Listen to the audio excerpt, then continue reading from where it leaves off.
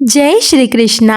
भारत में चार धाम यात्रा और कुंभ मेले जैसे धार्मिक आयोजनों में नदी स्नान का अनिवार्य हिस्सा है और नदी स्नान के समय लोग नदी में डुबकी लगाते हैं। इस डुबकी लगाने का एक विशेष महत्व होता है, लेकिन इसमें ध्यान देने वाली बात भी होती है कि आप कितनी बार डुबकी लगाते हैं। तो चलिए अब जानते हैं कि आपको कितनी बार डुबकी लगाना चाहिए और कौन सा मंत्र बोलना चाहिए। इस साल 2025 का महाकुंभ 144 वर्ष के लंबे इंतजार के बाद आया है, जिसमें पवित्र नदियों गंगा, यमुना और सरस्वती में स्नान करने का विशेष महत्व है।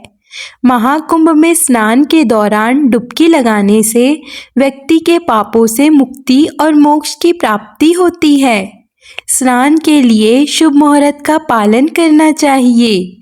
आप हो सके तो ब्रह्म मुहूर्त में स्नान करें और स्नान से पहले मन को पवित्र और शांत रखना चाहिए। महाकुंभ में 3 बार डुबकी लगाना शुभ माना जाता है। ये 3 डुबकी त्रिदेव यानी ब्रह्मा, विष्णु, महेश और त्रिमूर्ति यानी सृष्टि पालन संहार का प्रतीक है। इसके अतिरिक्त आप 5 डुबकी भी लगा सकते हैं। डुबकी लगाते समय आप हर हर गंगे का जाप करें या फिर आप ओम नमः शिवाय या ओम नमो भगवते वासुदेवाय मंत्र का जाप भी कर सकते हैं। आप चाहे तो गंगे च यमुने चैव गोदावरी सरस्वती नर्मदे सिंधु कावेरी जलेस्मिन् सन्निधि कुरु इस मंत्र का जाप भी कर सकते हैं। अगर आप यह मंत्र नहीं बोल सकते तो स्नान के दौरान आप हर हर गंगे का जाप करें। डुबकी लगाने के बाद हाथ में थोड़ा सा जल लेकर सूर्य देव को जल अर्पित करें और फिर हाथ जोड़ लें। स्नान के बाद आपको दान भी करना चाहिए। दान का भी बहुत अधिक महत्व होता है। गंगा, यमुना और अदृश्य सरस्वती नदी के संगम में स्नान करने का महत्व वेदों में भी बताया गया है। संगम का अर्थ है मिलन। ये शब्द उस स्थान को दर्शाता है जहाँ 2 या 2 से अधिक जल धाराएं एक साथ मिलती है।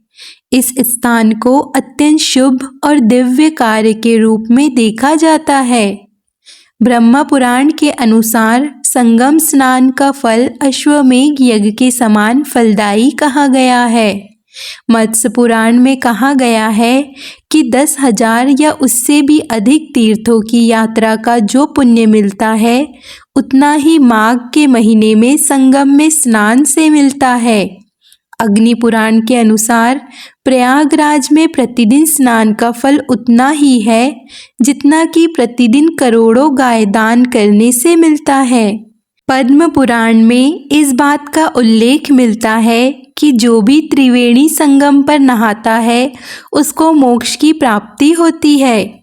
भृगु ऋषि के सुझाव पर गौतम ऋषि द्वारा अभिशप्त इंद्र को भी माघ स्नान के कारण ही श्राप से मुक्ति मिली थी। ऐसे में प्रायश्चित करने के लिए माघ महीने और महाकुंभ के संयोग में संगम पर स्नान सर्वश्रेष्ठ माना गया है। पवित्र नदियों में डुबकी लगाने से आत्मा शुद्ध होती है और मोक्ष की प्राप्ति होती है। रोग प्रतिरोधक क्षमता भी बढ़ती है और तनाव कम होता है। शरीर की रक्त संचार प्रणाली सक्रिय होती है और साथ ही ध्यान और योग के लिए अनुकूल स्थिति बनती है। पवित्र नदियों में डुबकी लगाने के लिए शुभ मुहूर्त का पालन करना चाहिए और सही समय पर ही स्नान या डुबकी लगानी चाहिए। माघ मास में पवित्र नदियों में डुबकी लगाने का जो महत्व है, उसकी कथा हमारे चैनल पर माघ मास महात्म्य के नाम से हर दिन सुनाई जा रही है।